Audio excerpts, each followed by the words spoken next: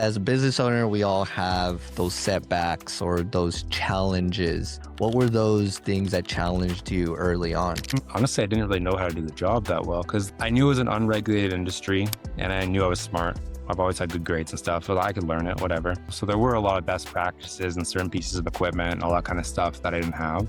And at the time, I had very little money. I only had $7,000 in my bank account and I had like 40 grand of student loans. So it felt like I had negative $30,000 at the time. I did some research what kind of machine is going to get me looking professional. Found a machine that was 3.5 grand. I only had 7 grand in total. So spent half of my net worth on this machine. Only had a Honda Civic. So ripped out the passenger seat in the Honda Civic, threw the big ass machine in the car. And then I became like the carpet cleaning clown of the community because it's like a 2002 Honda Civic coupe, but the door swings open, there's a huge machine in the car. And then I had a uniform and I put stickers in the car and stuff, so it looks like a business. Being an optimistic young 20-year-old guy with no quit in him, it was the same thing. I got used to it. For some reason, I thought it was normal. Now this never happens.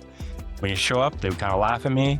And then I convinced them it's going to be okay. I'm going to do the job. Welcome to the Cleaning Journey podcast, where we talk about the real stories behind building cleaning businesses that actually work. I'm your host, Misael Avalos. I started my business back in 2018 from scratch, and I built it into a 7-figure cleaning company. Now I sit down with other cleaning business owners to share their wins, their losses, their struggles, and their experiences that have helped them grow. Whether you're just getting started or you're already scaling, this is your place to learn, get inspired, and also level up your business and life. Let's jump in. My name's Bryce Gilbert. I'm the founder of Mr. Steam. It started as a single operation in Calgary, Alberta. That's in Canada up north. And now it's grown to 15 locations across Canada. So I have my model location in Calgary, which I still run and keep a close tabs on. And then I also support the entrepreneurs that have opened franchise locations across Canada. So my daily responsibilities, basically just making sure everything works and everything's improving. Like we're really focusing on our marketing because everyone just wants more leads, of course. And the more I can help people with that, the better. So I'm always trying to make we're trying to do like about a YouTube video per day, like a new short every single day, which we've been keeping up with lately. So yeah, making videos, making sure the website's all good, like questions from franchisees. And then of course, still answering calls and running my local Calgary business too. 15 locations. That's amazing. That's a lot of work, I'm sure, for you to get there. And I've talked to a couple people with franchises and I've had the both sides of, it's the worst thing, you don't want to do it. And then the other side of, hey, I mean, it works. It's if there's the right process in place, it's definitely doable. But I've heard of like the fees and the different types of business owners that are coming in. Some people maybe with not that much experience. So I'm excited to get like that side of the franchise through our interview today. But I do want to start off with, 15 franchises took. That's some time. How many years in business have you been? I started in 2018. That's when I started my local business. And then my first franchise actually was, I don't know if you know Tom, he makes a lot of videos on the YouTube channel as well. He came in maybe a few years after that, like 2021 or so. And then basically didn't have like any new franchises for a while. Wanted to make sure it would actually work with Tom. He got his business to the point where he's making really good money. He was supposed to become a nurse. He has a nursing degree. He decided to run his business full time. So that was a big success and that kind of proved it out for me. And anytime I had any doubts, I was like, hey, he's thanking me all the time. He loves his life. He's happy with his decision. So, okay, like we can do this with more people. And then, so it was probably around 2023, 2024, and we started actually adding more franchisees. No one was really that interested until we started to have viral videos on YouTube. Like people would be like, trying to like rent or lease our videos or something, like, oh, you have a video that has 1 million views. Can I use it for my carpet cleaning business? You know what I mean? Like Joe's carpet cleaning would want to like get a license for the video. So I was like, okay, like clearly I have something here. I already have a brand that me and Tom have built. Let's start offering it to more people. And then just kind of formalizing all that, trying to decide on like the structure, like, is there going to be a big initial franchise fee? What's the royalty going to be? Are we going to build the website for them? Do they have to pay for anything? Just kind of figuring out all the details. And now years later, we're pretty rock solid and we're just kind of copy and pasting what we do to more cities. That's dope. That's awesome. Definitely want to hear more about the franchise model, what you've created. But take us back to the beginning, right? This is for we want to know your journey of how it started because Bryce, I'm sure Mm. now that things are in place and you can just copy and paste, that's amazing, right? Like that is a great place to be in so that you could easily be able to duplicate your business and open up Mhm. more franchises. But it obviously started somewhere.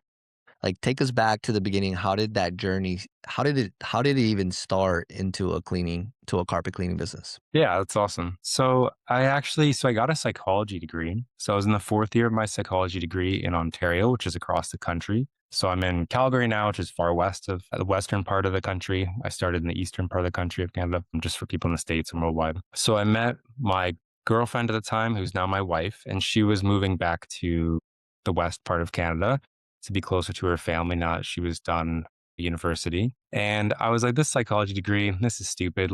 I followed my dream. I followed what I was interested in, which was kind of the advice I followed as an adolescent boy. But then, you become a man, you're like, I have all these bills. Like, this is stupid. Like, I know a lot about Freud and all these other like psychology things, but it doesn't really pay the bills. So when I moved with her out west, which is a big risk, but worked out, yeah, I just couldn't find a job essentially, and was like, you know what? Like, all throughout my life, I had side businesses, lawn care. I had a moving company when I was a teenager. I just kind of started businesses all the time to make money. I was like, I can do it again, but like, wonder what I should do this time. Did a bunch of research, read it just all over the internet, YouTube, and was like, this carpet cleaning thing is funny. Like, it seems to pay a lot of money, like $100 an hour.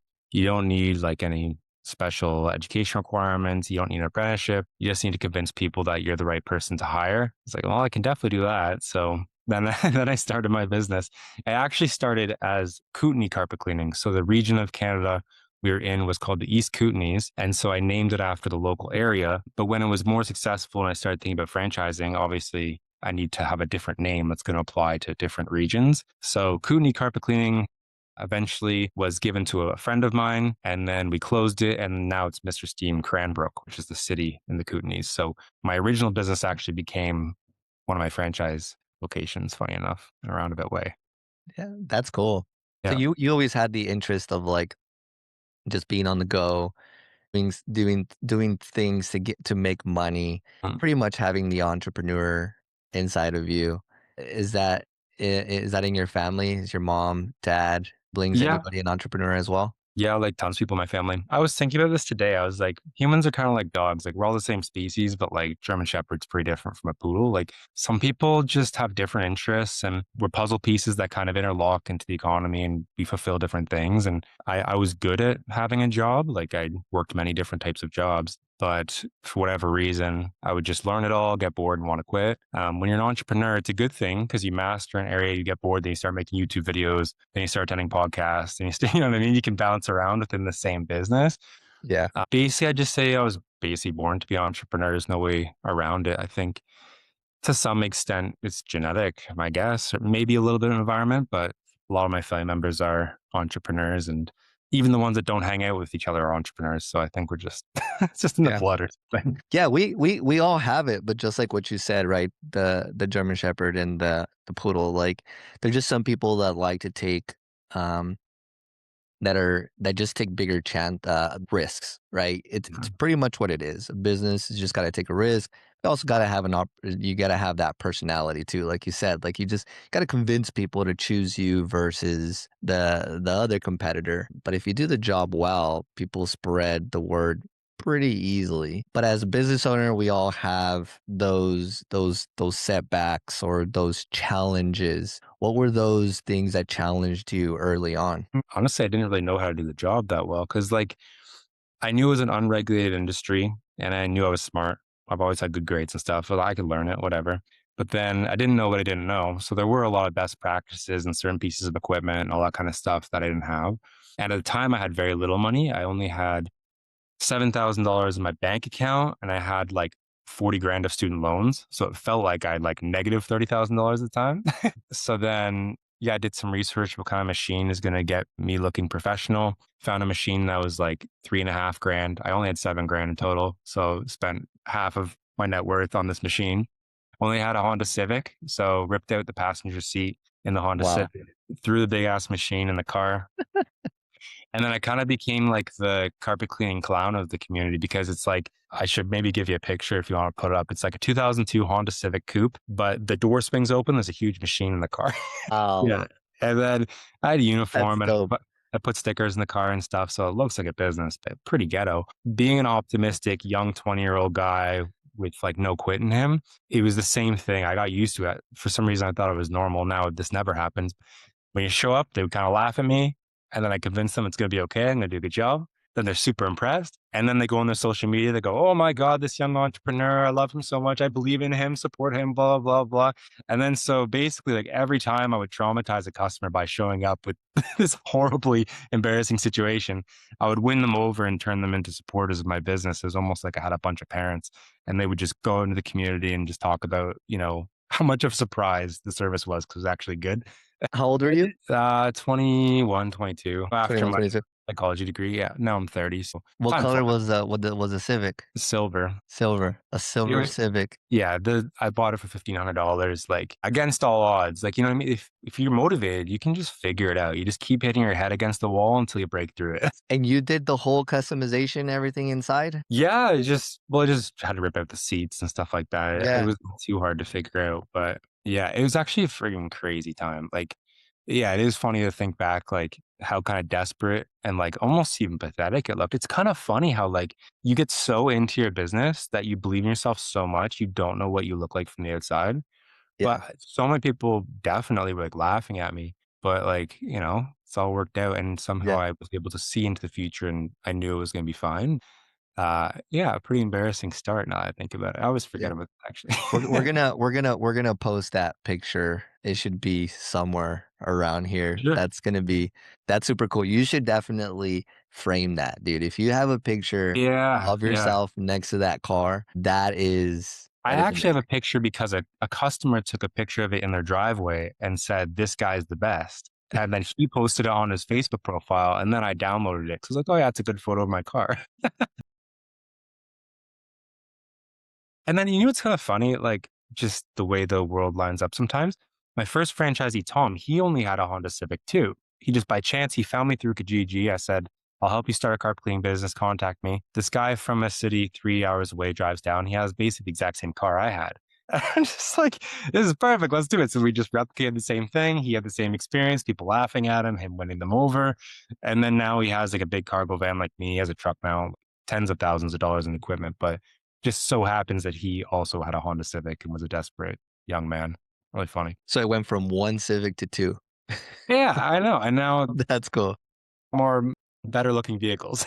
Yeah, that's awesome, man. That's an amazing story. As we go, right, into our journey of business, like we just kind of forget about those things because we're so busy and we're so stuck on like what to do next, right? But like that's what I love about this podcast is that we get to share people's journey, kind of take them back to those days and be Mhm. like, let's talk about that. Like those were fun times. Were they stressful? Yeah, but like those were the days that we used to grind, and put a machine inside a Honda Civic. That is amazing. First time I've ever heard that.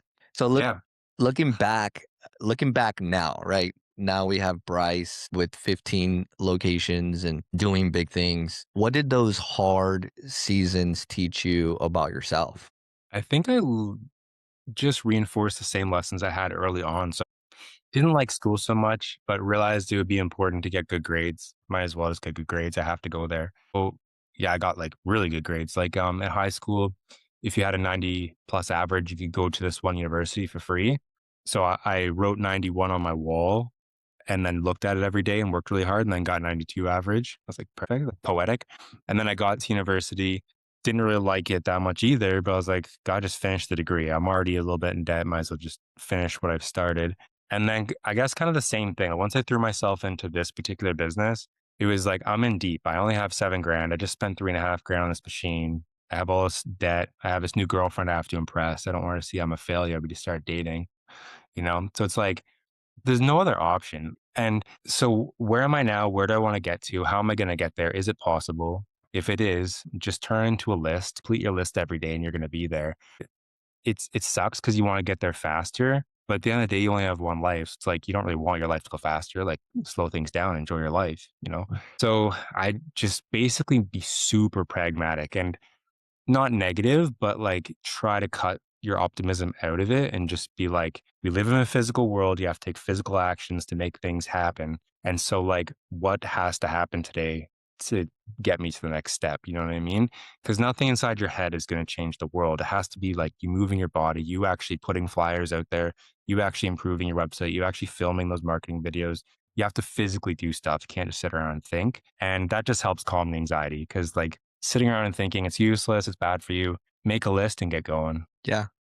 The impressing of the girlfriend took me back to when I started my business.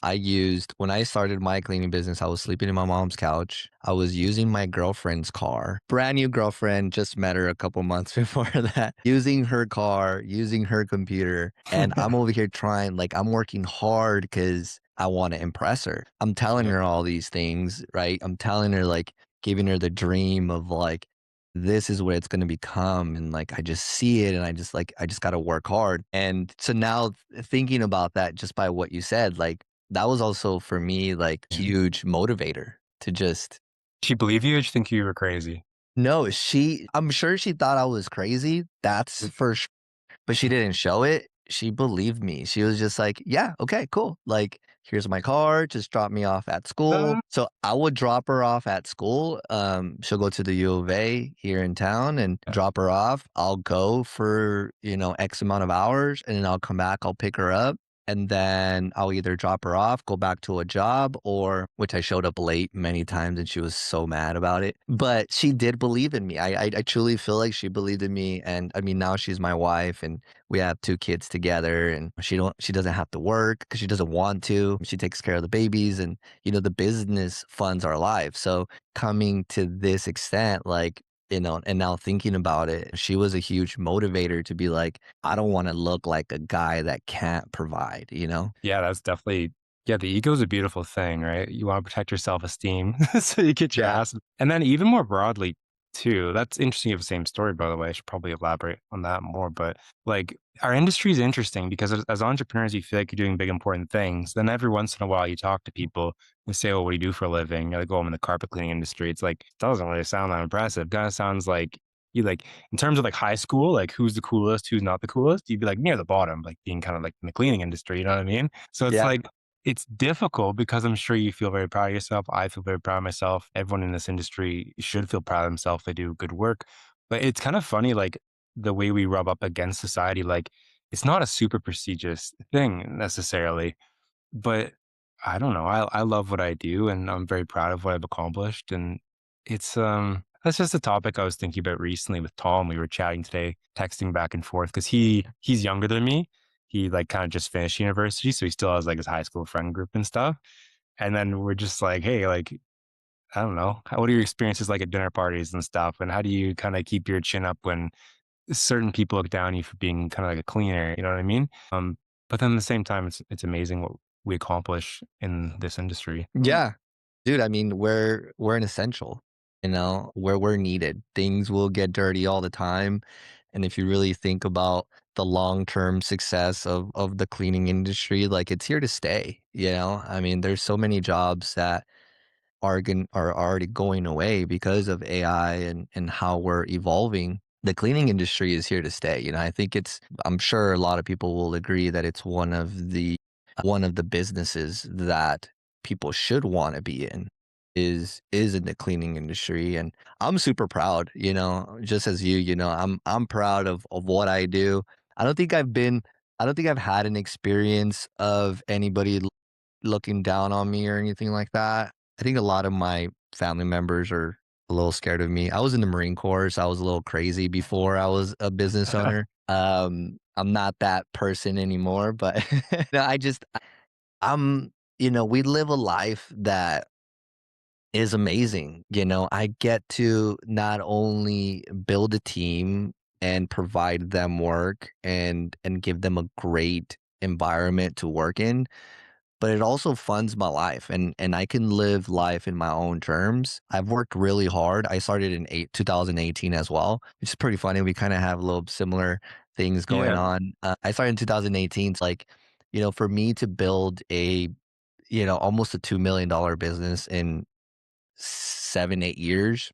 Like it's pretty impressive, I think, to myself, just because I've never had another business in my life. I sold candy when I was in middle school. That was my hustle. I sold candy, I sold chips and stuff. But I mean, I, I love what we do, and if anybody says cleaning sucks, how can you be a cleaner? It's like, well, only if you knew the income that we make and the lives that we change. You know what I mean? Yeah. And like, it just depends what your values are and your priorities are. Cause like, it just depends. Like, if you're a religious person, of course, like you would see cleanliness as like obviously like a noble thing, helping your neighbors, clean their house up. Like it just depends what you value. And I just find it so morally pure. Like, so as an example, I briefly worked at Jiffy Lube when I moved to that place with my girlfriend. And then the owner is like, "Oh, you have a psychology degree. You're going to be great at Jiffy Lube." I was like, "Why?" He's like, "You're going to be able to sell them all the shit they don't need," is basically what he said. And then so I only worked there for a couple of weeks just when I first landed. And he's like, "Oh, you need to be upselling this like fuel injection cleaner, upsell this, upsell that." And then just like, basically just ripping people off. Like there's actually quite a few jobs, in my opinion, that are like morally questionable. It's Mm, like high pressure sales environment and like kind of that kind of shady stuff. And at least the way I run my business, we give them a price up front. We do a super good job. We basically restore value to their home because if you have dirty carpets, your house is not look or it's not worth nearly as much as if those stains come out. And so there's just something like so pure and beautiful about our work that morally it's just so pure. Maybe it's not super brag worthy if you're like chasing the gazillions of dollars, but if you're chasing like 100,000 to $1 million, like definitely doable. yeah, I mean, dude, that would provide a great life. Like if you can make, great income by providing a service that carpet's gonna get dirty again, you know? If you Yeah. have a good follow-up process, you'll serve them a couple times a year, and for a lifetime, but you just gotta know how to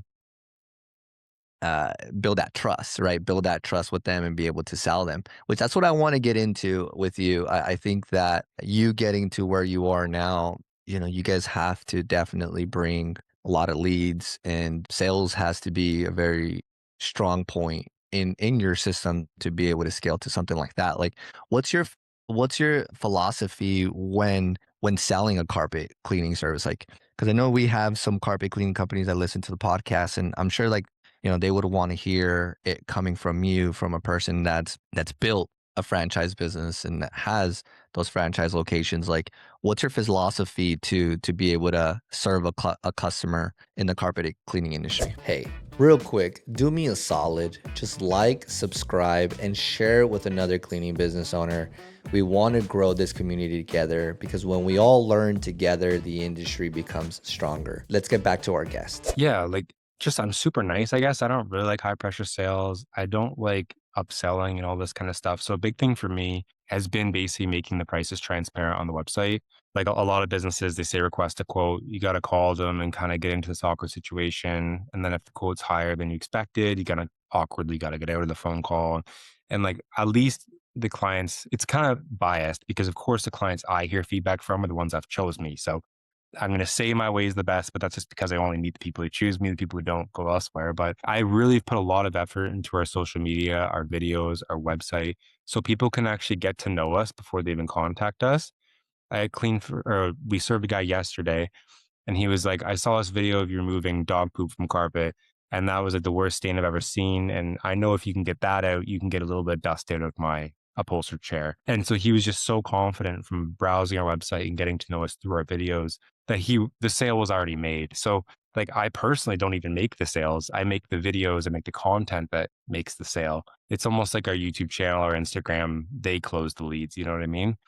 I don't spend any money on marketing. It's just we have like our profile on Google. So if you're doing research, you check out 5 companies, you're gonna take a deep dive into each one, and hopefully you dive deepest into ours. Because on the main page of our websites, we have our YouTube channel there, video examples of our work. So we just try to really show people who we are, what we do, and our superpower is video. To be honest, because pictures they can be faked and stuff like that, and at least for now, videos can't really be faked.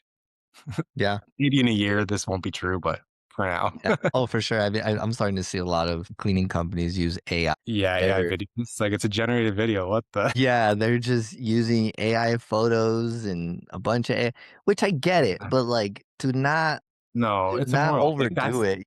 that's fake. It's if it becomes immoral, I just gotta not do it. I don't care if it's gonna be Yeah. successful. If it's lying to people, it's not gonna work out.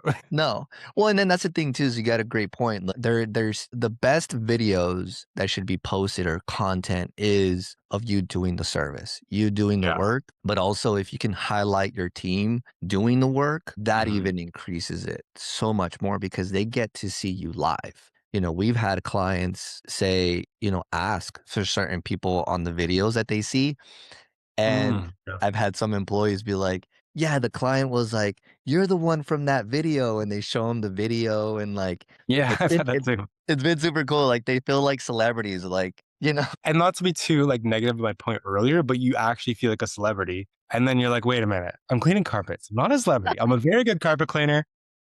in the You go toilet, so they're like, "Oh, man, this is not so celebrity." Yeah. I'm like, I feel good about myself, but I'm not like a pro athlete. Like I Yeah. so it's always Yeah, kinda it's checking yourself.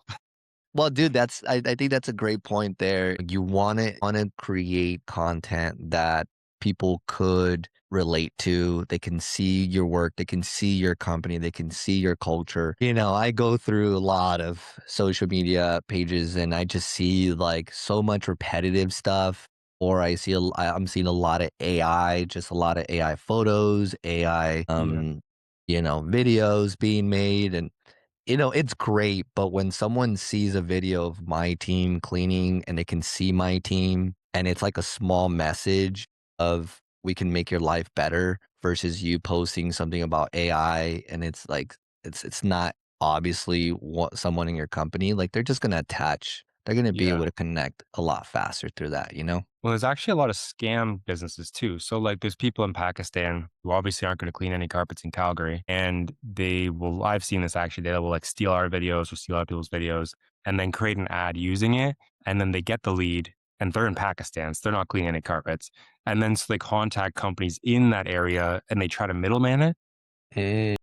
Like let's say Pro Team Carpet Cleaning has an ad on Facebook. A person in my area sees it. They submit like an email form. The person in Pakistan says, "Yep, we'll have a Pro Team technician out there right away." They email companies in my area and say, "Hey, you want to subcontract for us? Okay, sure. We'll give you $200." And the Pakistan people go back to the lady who found the contact form and say, "Oh, it's $300." And so basically, the lady's sending money to Pakistan. She doesn't know it. Someone local is showing up, but it's basically just like a big scam of like she thought she was hiring one company, but like everyone's just confused. No. It's a big mess. I've seen this a lot actually. It's really popular with auto detailing. There's some videos on YouTube exposing it. But yeah, like so you got to show that you're even local and you're not like a Pakistani scam company because there's a whole bunch of those. Yeah.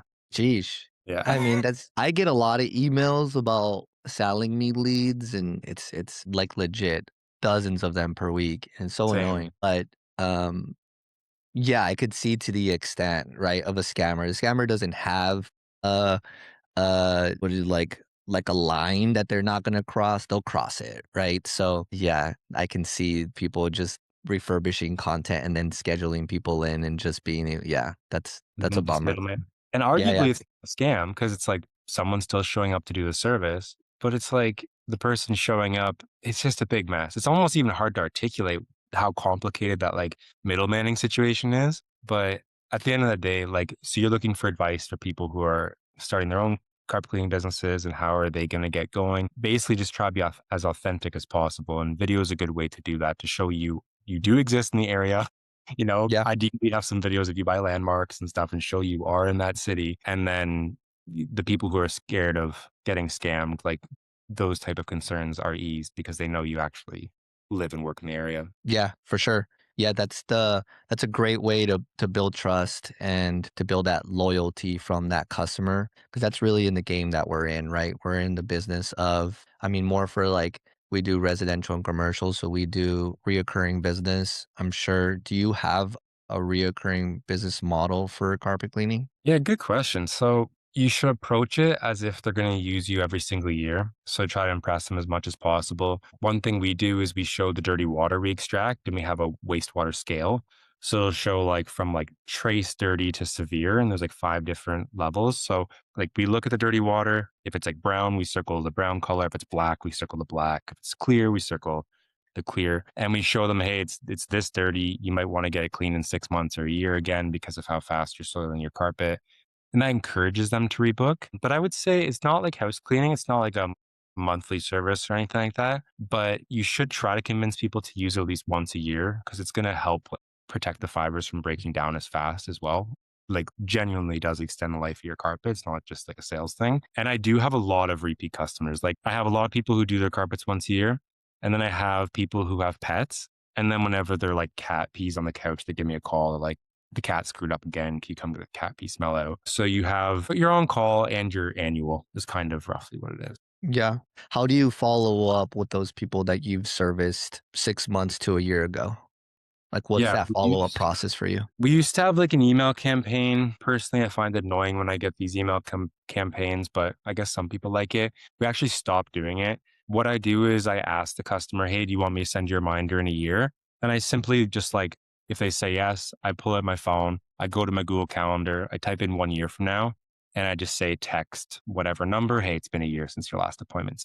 Really low tech. You don't have to buy Jobber, like all these different software companies. You don't have to support them necessarily. There's really low tech ways that you can send people yearly reminders. It's not going to be 100% automated, but I don't really know if people like a newsletter every month about carpet cleaning or anything like that. I've tried it and the open rates aren't good and stuff like that. So yeah, I ask people, do you want me to send you a reminder? If they say yes, I put a reminder in my calendar. Yeah.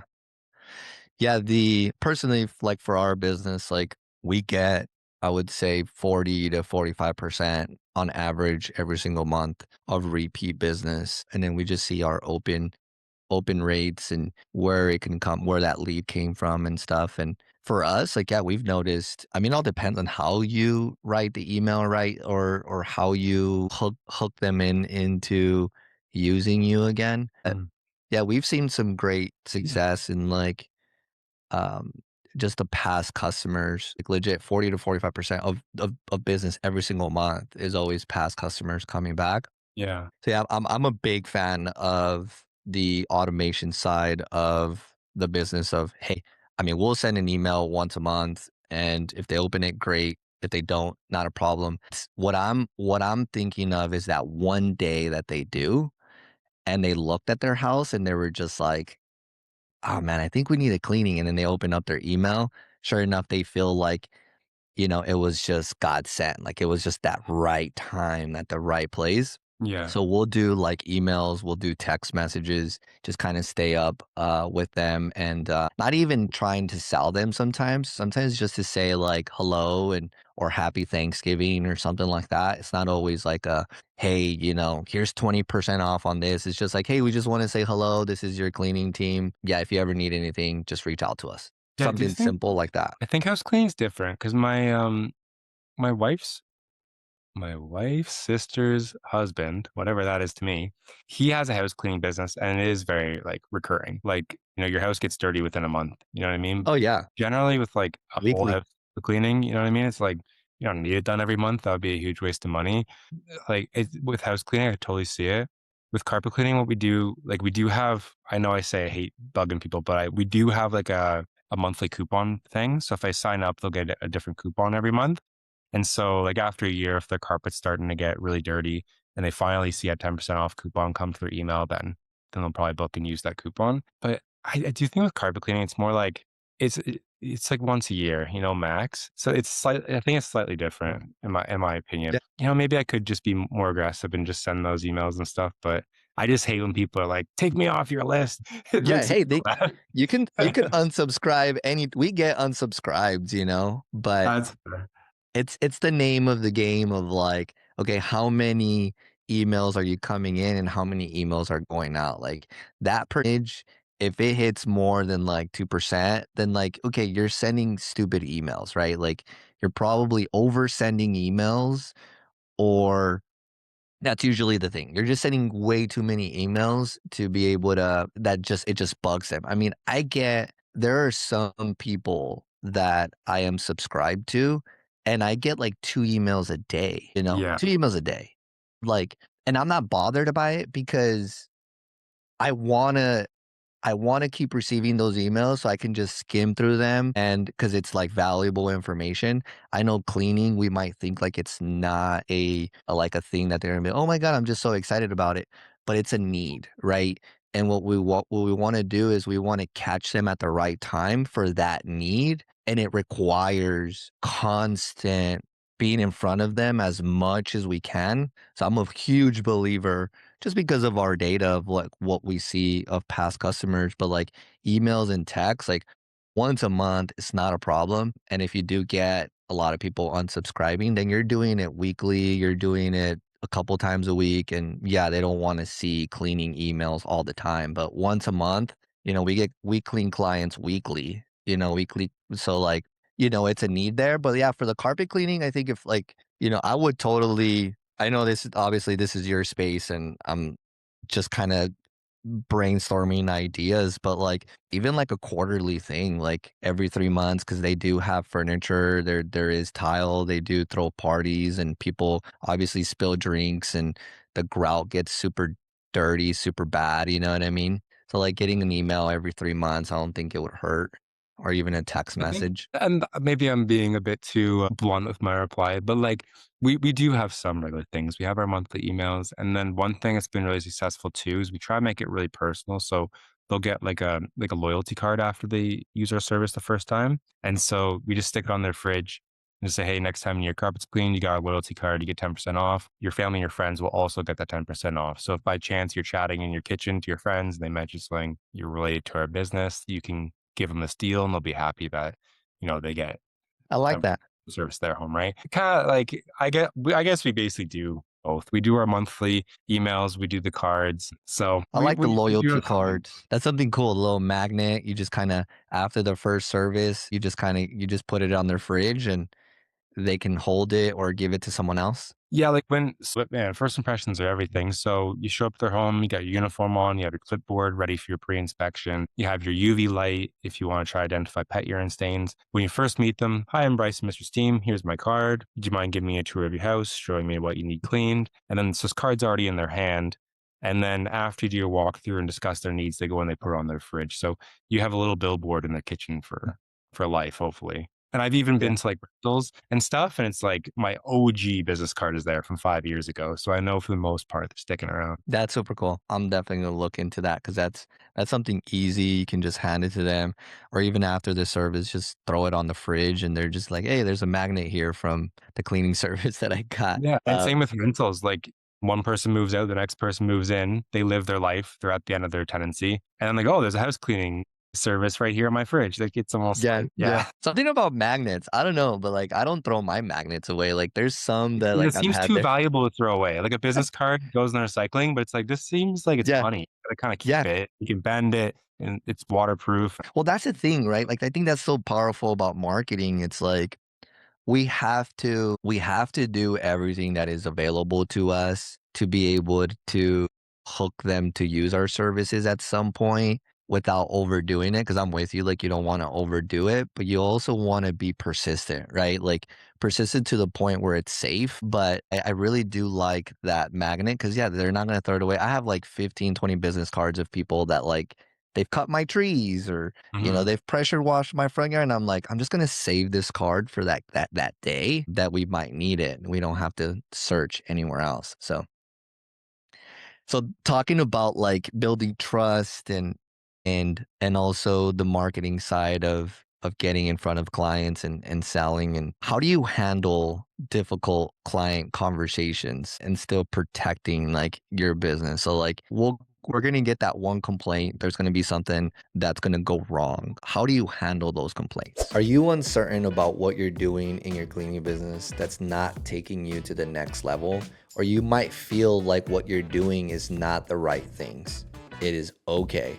That's why I'm here. I help cleaning business owners just like you get the right answers, put good systems and processes to grow your business with confidence. Without confidence, cannot be a business owner and lead your people. Click the link down below to schedule a free call. We'll talk all business and I can give you the right steps for you to take to give you that confidence back. I cannot wait to connect with you. Try to always make sure they win, essentially. Like, here's an example. So we cleaned for this very wealthy lady, did a couple sectional couches, a rug, and then a chair in the nursery. So, oh man, it's hard to describe this fabric, but super duper fluffy, like shaggy, but it's a chair. So over time, it just kind of wears down. The fabric just becomes like kind of crappy, and like the friction, it messes it up. It's all bunched together and stuff. So she thought it was dirty.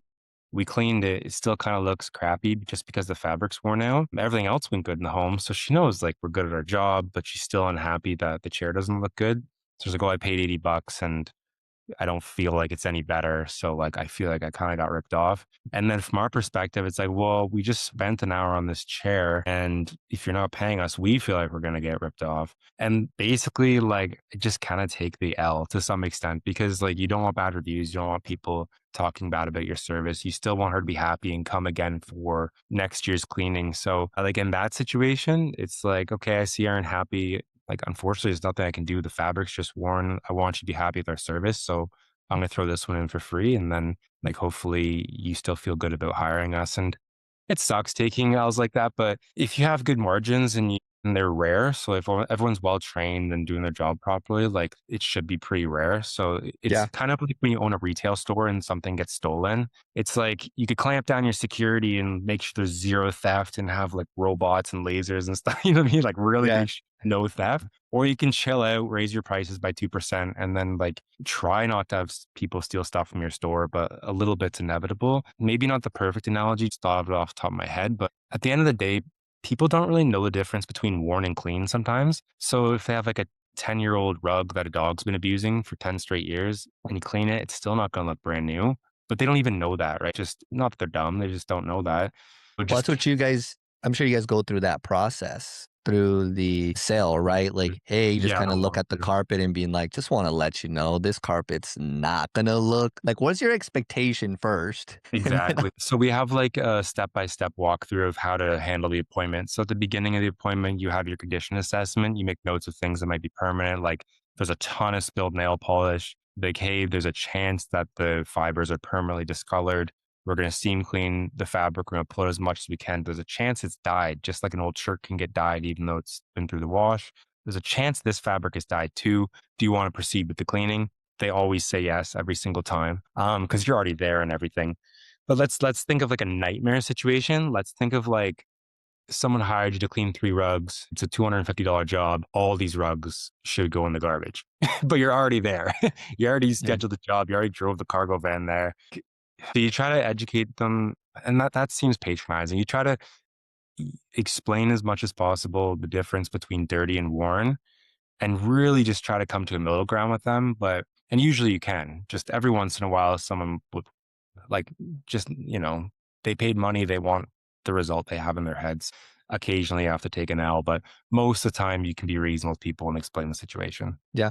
Have you ever had to like replace a carpet before? That would be like a technician error. So like pretty aware of like how the law works. Basically, you have to like go into a place and damage it and then leave. And then your liability would be to put it back the way it was before you damaged it. So for example, if you have like a 15-year-old couch and you clean it and it still doesn't look that good, you don't have to replace that couch. It went from a dirty old couch to a slightly less dirty old couch. Technician error though, like if someone drops a piece of equipment down the stairs, you're going to have to replace that drywall. It's never happened, but if it does. I have heard stories of people who really don't know what they're doing. And so the machine shoots water into the carpet and sucks it out. If something's clogged, it doesn't suck it out. And if for some reason you don't notice it's clogged, you're just covering someone's carpet in water and leaving.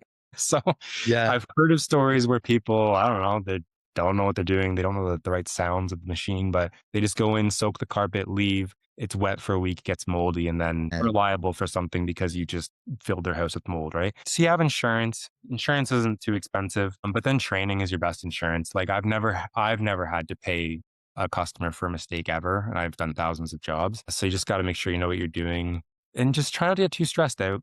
Some people they get like shy or nervous when they're working on a customer's home, and they just have an out of body experience almost. They just rush, get out of there. You know what I mean?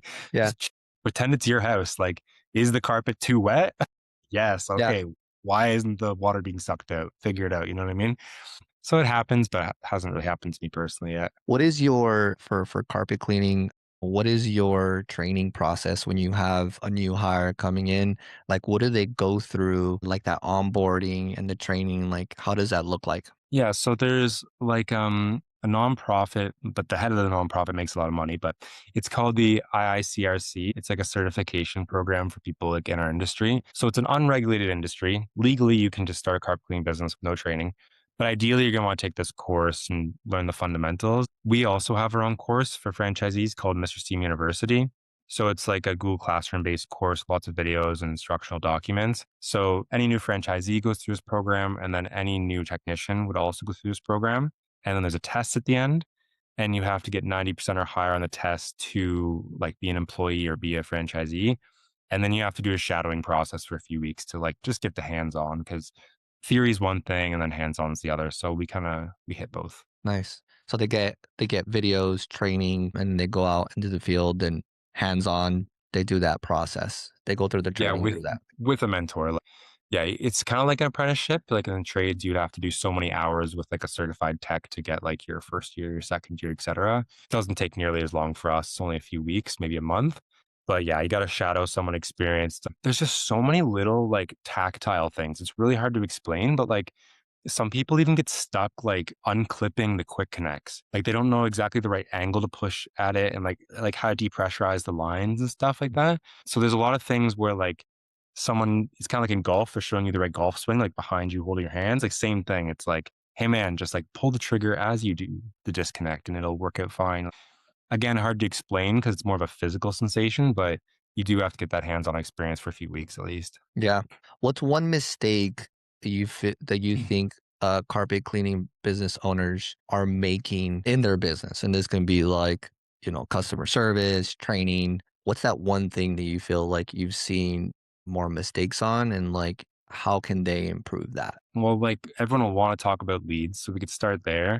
And there's honestly no easy answer. Like there's no magic button to be ranked number one on Google. People will promise that and then can't guarantee you're gonna be first on Google. Only Google can guarantee that. So like on the marketing side, you got to put in a ton of work to actually make a big video library.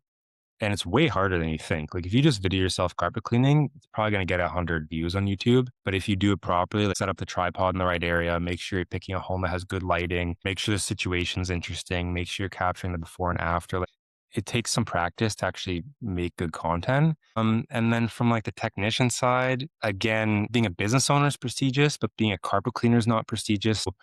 It's hard to find good employees, like really hard actually at times. So you gotta make sure the training process is like very thorough. And then also you're picking people who are personable and like are smart and careful and timely and all that kind of stuff. So there's like a lot of challenges really. I do clean up after a lot of other companies where it's just like, hey, this isn't a good job. So I would say like my main bone to pick would be the training for the technicians and not rushing through jobs and stuff like that. Cause customers can tell when someone doesn't actually care about the result, you know? Yeah. Yeah, that onboarding process then sounds like it would be probably I believe it'd be number one. Kind of what I'm hearing is like you want to be able to, if you want to find the right people that match the culture and the values of the business, there Yeah. has to be an onboarding where they understand the expectations of that, so that there's no like, there's no waste of time. Like you don't want to waste time with people. You want to, obviously you got to try people out, but like for us, like if they stay longer than 3 months, like they're solid. Like we'll Yeah. have those people for 6 months to a year, even more than that. But yeah, the onboarding process is needs to be solid. So I think that's a big thing that you're mentioning there.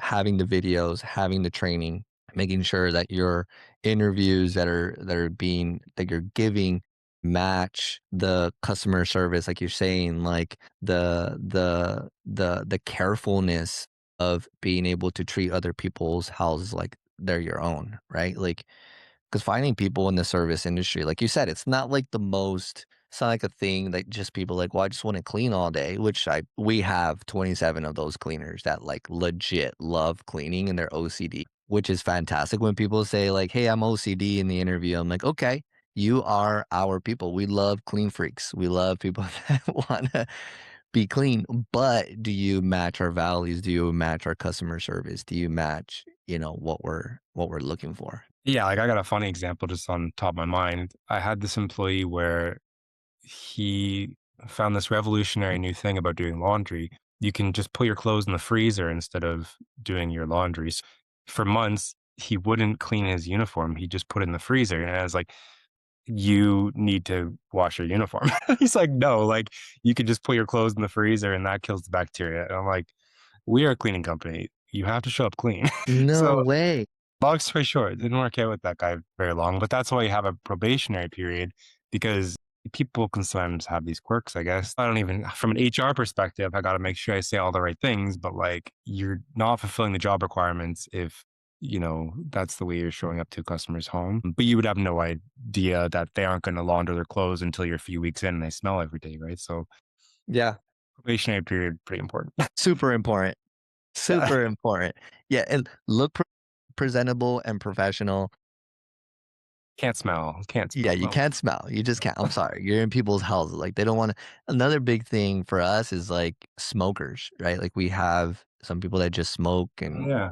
that's their thing. That's fine. But just don't do vapes and don't do any type of smoking anywhere near the client's home, not even in the Yeah. front. Oh my God. Like we've had clients They complain smoke in about the like, car. yeah, they're just out in the front yard smoking a cigarette. Yeah. And it's like, no, that's not a good look, you know? I I was was gonna say they didn't pay us to smoke in their front yard. Yeah. yeah, no, On exactly, service. exactly. There's no s I'm sorry that, like, you need nicotine in your body, but, like, we don't pay for smoke breaks, right? Like, don't go outside, smoke a cigarette, and then come inside someone's home and think that that's Yeah. okay, like, it's nuts. Like, the only way that I felt like it would be, like a non-negotiable, like, this is how it is here with, like, no smoking, put a picture of myself with like my arms crossed and I was like, "No smoking, vaping Yeah. near near any of your jobs." And like that's like right in front when you come into the office, well, the back end of our office. It's like, "Yep," and that did it. Like they know, like Yeah. you or and it says in the bottom, you can be terminated from it. No one wants to smell like no one wants to smell the smoke. So Yeah, and I wanna be, like, devil's advocate whenever I can to make sure I'm not being a dick. Like, if I completely get into the employee's shoes, it's like, I'm working this job, like, getting paid by the hour, gotta have my smoke, do my thing, get through the hard day, like, I don't know, like, I kind of can get that side of things, but at the same time, like, it's not about you, it's not about me, it's actually just about the customer. Like, it's not even like, "Screw the employee, the boss gets his way." No, no, no, we're like, our business is successful if the customer's happy with us. Like, I will sacrifice my evenings and weekends, whatever I have to do, money, blood, sweat, and tears to make sure the customer's happy. I'll take $100 loss if that chair didn't come out as good as they thought it would. And, like, we have to make sacrifices to make sure the customer is impressed by us, and it's not like me versus the employee, it's both of us trying to please the customer, right? So it's so easy to, like, have this us versus them thing and then the employee be mad at the boss, but it's really just all in, like, in service to the customer. yeah, yeah. It's the experience.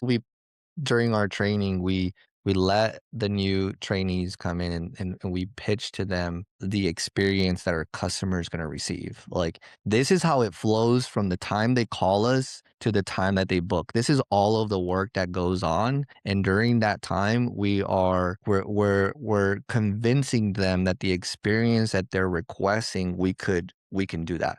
We can Yeah. give them that experience. So when you go and you're in front of that client's door, they already received all of this. That's helped. I think that that's helped with how we provide our cleaning service because they have an understanding of like, okay, now it's up to me to like take the ball from the 50-yard line and make a touchdown, right? So, but yeah, like you just can't think that you can do whatever you want or treat this job however you want, um, and not be any consequences. I think it's the hardest part of the service-based industry, but that's what like your hiring process has to be so solid to where like you'll know if these people are gonna stay with you or not, and letting them know that like the expectation here is super, super high and we pay really, really great. which like we make decisions based on like their performance that they have every single week because that's how they earn their paycheck. So everybody wants to grind to get like the top. We pay $25 an hour, like that's like the top, and everybody wants to achieve that. So like if people are getting like the lower tier pay, like we notice, okay, hey, like this person obviously probably is not a good fit. We can see how they don't really care about the customer, they don't really care about their job. We don't want them here. That's kind of how we make decisions. Overall, like as a business owner, we care so much about the customer service experience that they receive. And obviously, it's our business. So we're going to do whatever we can and we're going to care more than they do. But it is pretty amazing when you have your people care as much as you do about that experience and they know like the impact that it can make. Yeah. Yeah. I would say actually probably the hardest thing about the business is actually the training the employees because yeah, you're just so in it yourself as the owner. So when you're doing the work and it's your business, you care like 100%. But when it's just your job, it's a whole different thing. So then as the owner, when you're hiring, you're trying to actually like I don't know. Yeah, build a culture where they have the same values as you, but they don't necessarily have the same incentives, right? Because they don't own the business; they're just an employee. But then you still have to find a way to like really make them care about your reputation and be proud of their work and doing good things in the community. So yeah, it's funny because you go from one emergency, which is oh my god, I have no customers. I'm a new business owner. I'm screwed. How do I pay my bills? To okay, I got customers. Okay, now I got to start hiring. And you're like, oh my god, how do I get these darn employees to work the way I used to Yeah. work? It's like, yeah, cloning yourself is not an easy thing. Like, it actually um, takes a ton of work to figure out how to, give the customer the same experience, but with a whole different person. Yeah. Yeah. I think that's one of the most valuable things any business owner could do is work on that onboarding process. Like if you could really get a solid onboarding process, it helps you understand how you're bringing people in and how people are staying and how they treat your business and stuff like that. But like an onboarding process is like super super solid. And since we Mhm. did that and we increased our pay and we paid based on performance instead of like, okay, so and so gets paid the exact same way as this other person, but this other person is slow. They don't really care about their job much. And then this other person that does care, they're like, well, I'm getting paid the same as that other person. It's just naturally gonna come into like, well, I'm not gonna care as much either, too. If she's here and she's getting paid the same, then I'm just gonna do the same thing. And it's just gonna naturally be like that. I think that's just how we are naturally as humans, monkey see, monkey do. And if the company doesn't really care about their people are just gonna be like, well, I just don't really care either because Mm. these other people don't. So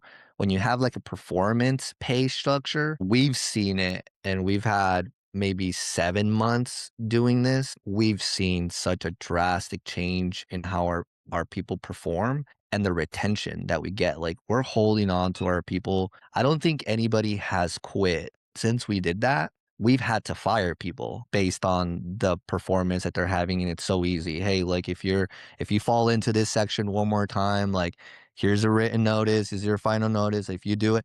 And like firing them is so much easier because they already know the consequences. But people want to stay because now they could really earn a great income doing what they like to do, what they love to do, legit. People love cleaning and that's great. Like those are the people we want to find, but they want to feel like their work matters, right? Like what they're doing matters and that they're making a good income out of it. So, yeah, man, onboarding, pay your people well, work Agreed. on your marketing, you'll get a lot of leads and then you can just flood your people into it? Yeah, and just like a few more sentences on this topic for me. Like, if you think about the natural world before you build cities and everything, like if you go into the woods, you cut a tree down, you cut it into 10 logs, you have 10 logs. Like, it's funny how at jobs, you all get paid the same no matter what your performance is. Like, imagine a situation where you will cut 10 logs and then someone else cuts 5 logs and you both go home with 7 logs. Doesn't make any sense. Like, you know what I mean? Yeah. I guess that's socialism in a sense versus capitalism, but I think capitalism is more natural in a sense. Like, if you put in more work, you should get more reward. Like there should be no situation where you work super extra hard and then you don't get anything out of it, right? Yeah. So I agree with what you're saying about like financially incentivizing like performance. Yeah. Yeah. It's a huge motivator, especially for those right people that really care about their work. Yeah. We don't want to We don't want to show them that if you care about the work and you don't care about the work, it's the same thing. Like you're gonna get treated the same way here. Yeah, it makes you depressed or something. Yeah, you're just like, well, Yeah. okay, I don't have to do more effort because I'm gonna get paid the same either way. Yeah, I'll go sit on the toilet and make my hourly wage instead of working. Exactly, no, but they're like, "Hey, if you do these things, you can get paid this." Now they have a target. Now they have something to do to get them there, which is it can be a challenge to them, it can be a motivator to them, whatever it is, but they have something to look forward to. I mean, that's just been a differentiator in our business. So yeah, man.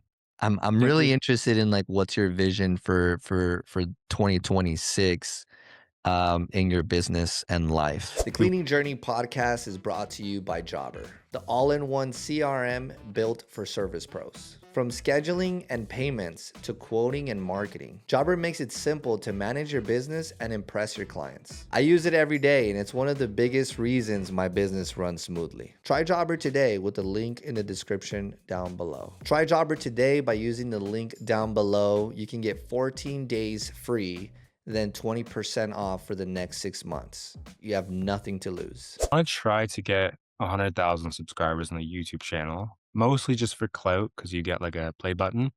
And I have an empty space in my wall I want to put it. Yeah, But basically, right. I see it back there too. I see it right next to your yeah, but whiteboard. I had to cover up the sensitive stuff.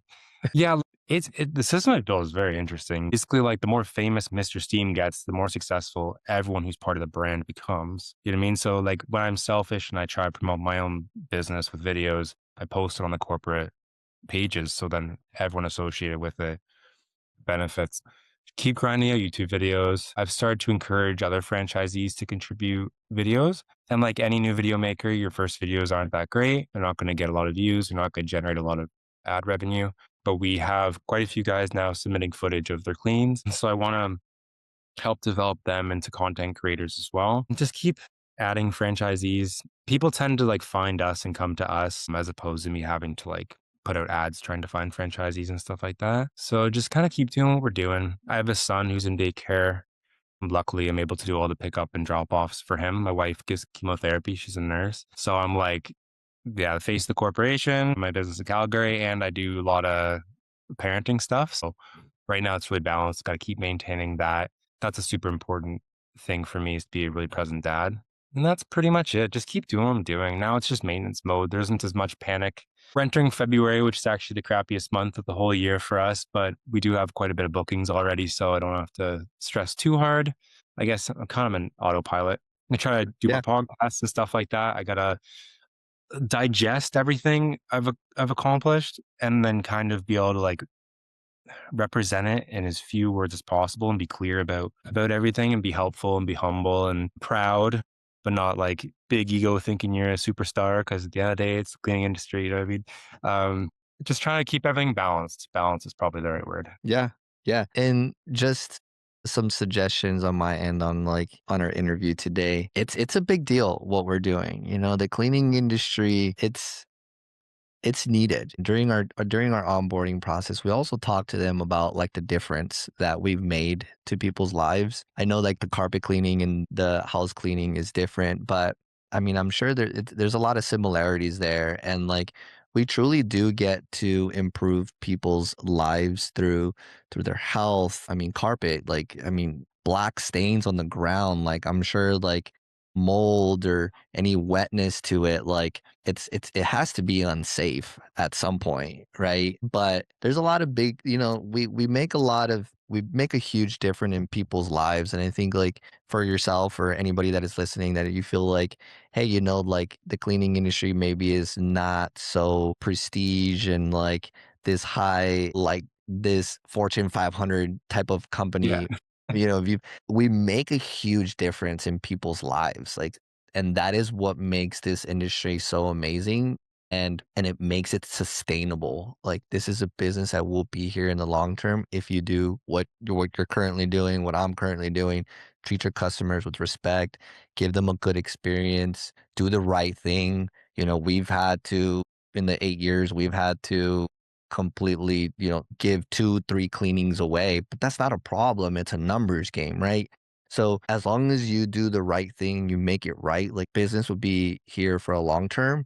But I think it's also important as business owners to know the type of difference we make in people's lives so that we could give that back to our people and let them know, like, you have a purpose here. Yeah, it's cleaning, you're cleaning someone's toilet. But if you really think about it, they're busy. They have a life. Like they have kids running around. I have 2 kids running around like crazy. I need weekly cleanings at my house. Like my house would be a mess.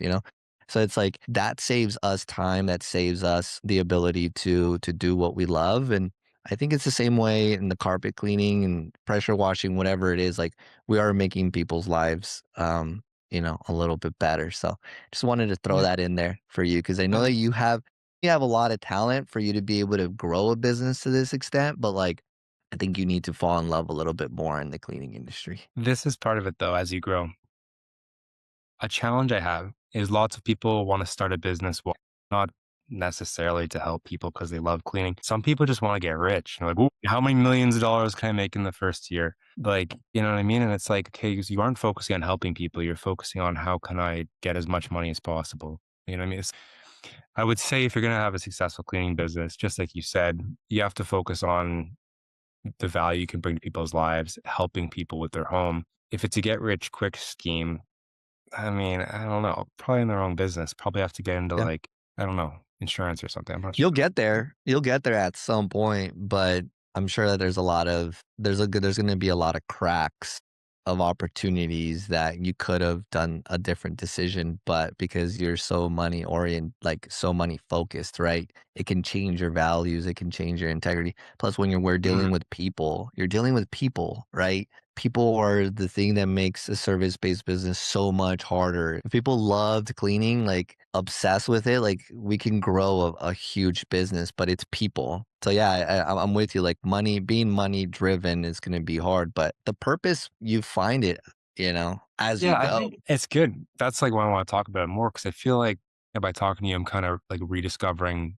my old values in a sense. Because so often it's about, yeah, increasing your revenue, increasing royalties, increasing. But it's almost like school where if you really understand biology, you're going to get 95% on your biology exam. But if you're just there for the number, like, yeah, you need to understand the content to get the grade. And in business, you have to actually provide a valuable service to get the money. You know what I mean? It's like, it's kind of not really necessarily the focus even to some extent. Like if you just focus on giving the best service possible to the largest number of people, the money will be there. As long as you haven't made a big mistake in your pricing or something, the money's going to be there, right? Yeah. So, yeah. Yeah, I guess probably moral of the story, just become excellent at what you do and numbers will follow. Yeah. Yeah. And just do have integrity while you do it too. And it makes Yeah. it fun. It makes it worth it. Right. So we're in the rapid fire round. So I'm going to ask you, five, 6 questions and Mhm. whatever comes into your head to shoot it out. Sure. Cool. Systems or people, which comes first? Both. Yeah. Sorry. Can't pick one. Sales or customer service? Customer service. Yeah. One number every owner should track. This is kind of a weird answer, but so Brian Scudamore's book, he founded 1-800-GOT-JUNK. There's actually a very common rule in the service industry. So a third labor, a third expenses, a third profit for the owner. So say you have, yeah, like $100 job, the employee's got to make roughly 33. The expenses of the business have to be roughly 33, and the profit of the owner has to be roughly 33. So just keep that ratio throughout. 33%. Okay. One third for everybody.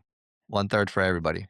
Yeah, the business, the employee, and the owner. The owner. I like that. Faith in business, is it like strength or challenge? Faith as in like religion. Yeah, just I guess faith, it could be whatever you want to be, faith in God or faith in that things will work out. Yeah.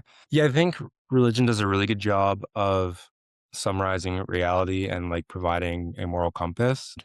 Yeah, I would say it's really important. Like I actually have it as one of our values on my website. It's treat others the way you want to be treated, the golden rule. Like you pretty much not go wrong as long as you just treat people how you want to be treated. So, yeah, really Yeah, important. love that. Yeah, I'm with you. I think it's very important as business owners to have strong faith so that we could, show that to our people so that they could also become better, right? Not only are they getting a job and they can serve other people and make money, but if they can become better while they're working with you, I mean, that's golden right Are there. you uncertain about what you're doing in your cleaning business that's not taking you to the next level? Or you might feel like what you're doing is not the right things. It is okay. That's why I'm here. I help cleaning business owners just like you get the right answers, put good systems and processes to grow your business with confidence. Without confidence, you cannot be a business owner and lead your people. Click the link down below to schedule a free call. We'll talk all business and I can give you the right steps for you to take to give you that confidence back. I cannot wait to connect with you. I'm secretly like very religious, but I know that annoys people. So I always like pretend I'm not kind of like, for example, my wife isn't like very religious. So if you talk about like, if you use those Christianity buzzwords, her brain kind of turns off a little bit, doesn't like it so much. I feel like some people just have a bad relationship with religion, even though they're still good people and all that kind of stuff. So I would say definitely like live your faith through your business. But then if you put like religious symbols all over your website, it's probably not going to be good for business, unfortunately.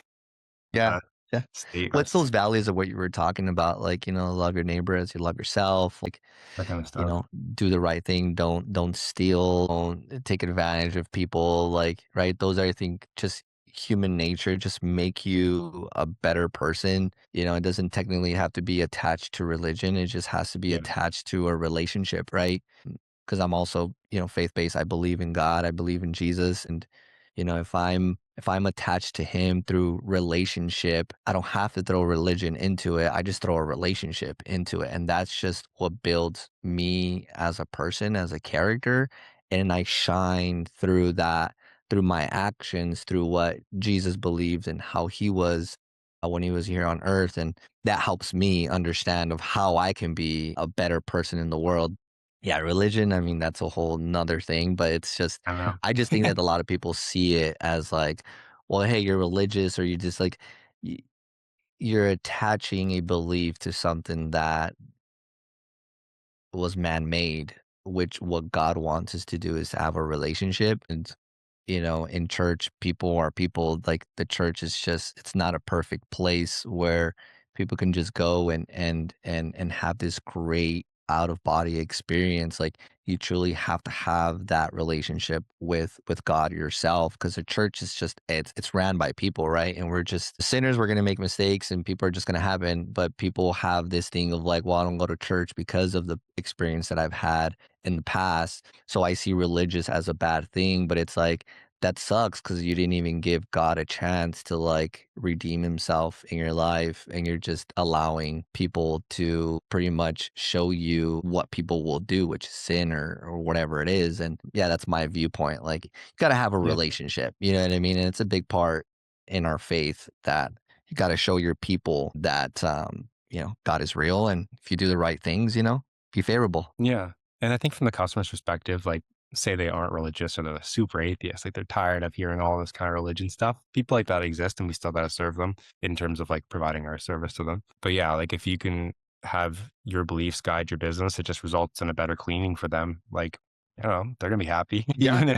even if they're not religious or anything. So Well, yeah. that goes into your integrity, right? That goes into making things right and not judging people for, hey, okay, you're upset and we're sorry for the experience that you received. That's not what we're about. Like, what can we do to make this right? Well, you guys suck and I don't want to use you again. Not a problem. Like, this is what we're gonna do so you don't have a bad taste with us. We're just gonna waive your entire cleaning. We wish you the best. If you ever want to use this again and give us another shot, we'll put $50 credit into your account with us. Other than that, like, God bless you. You know what I mean? We hope you have a great Mm. day. But it's not like, I think when you treat people like that, a lot of people are shocked by kindness, because I mean, if we really think about it, there's billions of people, right? And like, a lot of people were just raised in really bad environments. They just have these beliefs. It's not their fault. It's how they were raised, which is that's very important to like understand, that like parents have such a huge responsibility, because that's how it will teach this person how to be a human down the road. And many times they don't even know why they're doing what they're doing. They were just raised that way. But anyways, so it's just like, it's not their fault. I think as believers, just as people in general, we have to do our part to make people understand that there's a light on the other side. You don't have to be rude, you don't have to be mean, you don't have to take advantage of people. Like there's ways that, that you can live life that is completely different. It's just it's foreign to a lot of people. I think that's what our responsibility is to be able to be available at the right time for people. It's not like you have to go out in the streets, which is great, right? You can talk to people, but there's as business owners, for those that are listening, like and you're believers, like I tell all my employees, like this is not my business. Yes, I'm the business owner but I'm just managing it for God. Like he gave me this business and now I have the opportunity to serve and provide work for you, provides for my family, and we get to help so many people. But at the end of the day, like we have a bigger purpose here. And as a business owner, I have now a responsibility to be a character that God gave me so that I could reflect that to people. Because then on day of judgment, I'm going to be the one looked at and say, hey, I trusted you with this business. I trusted you with all of these people. And you showed them the opposite of who my son is or what I wanted you to learn and what I wanted you to do. So it's much, it's a huge, huge responsibility. But I think as business owners, if we see it as that everything we do is being looked at and we can inspire other people, I think it just makes business so much fun. It really does, because it should be. Mm. It sucks in the beginning because you're working, you're cleaning, and you're doing everything yourself. But at some point, it gets fun. Yeah, it's an interesting puzzle. So you're like, how do I make money? How do I serve the community? And how do I feel good about everything I did? So that, as you said, judgment day comes, you know, you can look back on your life and say, hey, I did everything, to the best of my abilities, morally as possible. I guess aspire both in the cleaning business. You kind of have a little bit of a moral compass, and our work is just so morally pure, to be honest, just helping people. Yeah. So we're in the business of helping people. Not only help people put food on their table, but we help people live a better life in their Mhm. home for like what you said, right? Like their home could be, I think you mentioned it as like the more your carpets or floors are cleaned up, like the lifespan of the home, right? Like it would increase the Oh, yeah. value of it, right? So like we're Or just like you got a bunch of cat pee everywhere, obviously. If you get that smell out, that's a big deal. yeah, exactly, exactly. It's a big circle of helping people. So faith in Yeah. business, that's a good one. I That's really like that. quick fire, but worth diving into Yeah, it. yeah, exactly. One last one, what habit that's helped you stay consistent? I mean, I really want to know that just because of where you are now. Like what's helped you stay consistent to the point where you have had this success? Lists. Definitely lists. Yep. Having a Because list and just crossing it off. I got like 4 lists on my phone. One's YouTube, one's my local location, one's franchising. And just like you have creative moments and you have moments where you just want to get stuff done. And in your creative moments, you're gonna have all these great ideas. You turn into a list, and then when you feel like getting stuff done, you go get it done, right? Yeah, just being as organized as possible, really. But I just personally, maybe some people's brains are different, but lists keep me accountable. And then I know I'm going to where I want to be because, all those steps are being completed. So that's Yeah, simple. I like that. I like that. If a business owner listening is juggling, let's say family, they got kids, their faith, right, and entrepreneurship, and they just feel like they're being stretched thin, what's like the one thing that you would tell them that you want them to remember? Mhm. You're in control, basically. I am actually more hard on myself. I usually kind of go more like it's all your fault, essentially, because it's like, "Oh, I got like all this stuff to do. Customers are overbooked, and I have to do this and that. It's like, well, I mean, I'm not at a regular job. It's my own business. Like, I can just reorganize things, make my life less stressful. Maybe I always have a Tuesday off, like I do today. So then, when some podcaster wants to talk to me, I have time for it, and then I can still go edit the video, pick my son up in 45 minutes, and get everything done. Right? Like, it's kind of a problem. It's a good and a bad thing. Like when you're self-employed, you're accountable for everything. So you can't blame anyone else when stuff isn't going right, or at least you definitely shouldn't. Unless you have some really big, solid physical reason why you can't get something done. Like, I don't know. I think for the most part, you're in control. And if things aren't working, then it's kind of your fault. And you got to reorganize things and just build the life that you want because you're in control. There's some exceptions, I'm sure. But I mean, I kinda like being a macho dad to myself and just being kinda hard on myself and being like, "Figure it out, man." Like, you're in control. You can fix it. Yeah, I love that response, and I'm 100% with you. Yeah, you're in control of your decisions every single day.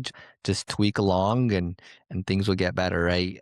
The longer time goes, and you keep waking up every single day, you just like what you said, that habit, just cross off the list, and you just keep doing that every day. Success will be by your side. I don't think there's a way that Bryce and myself could have reached this level of success in our business if we just didn't wake up every day, cross things off, and then we just became better the next day, right? Because we'll make decisions, we'll make bad decisions, the times will suck, you'd want to quit.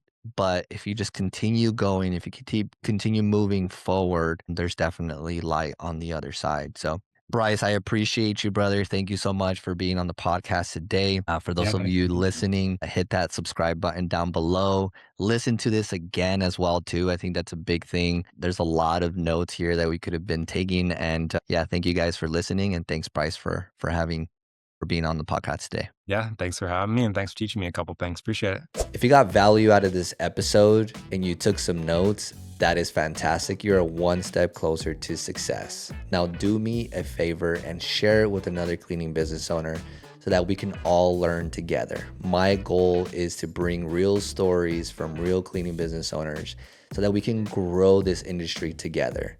So if you'd like that, please like and share, and I would really appreciate it. And I'll see you on the next episode.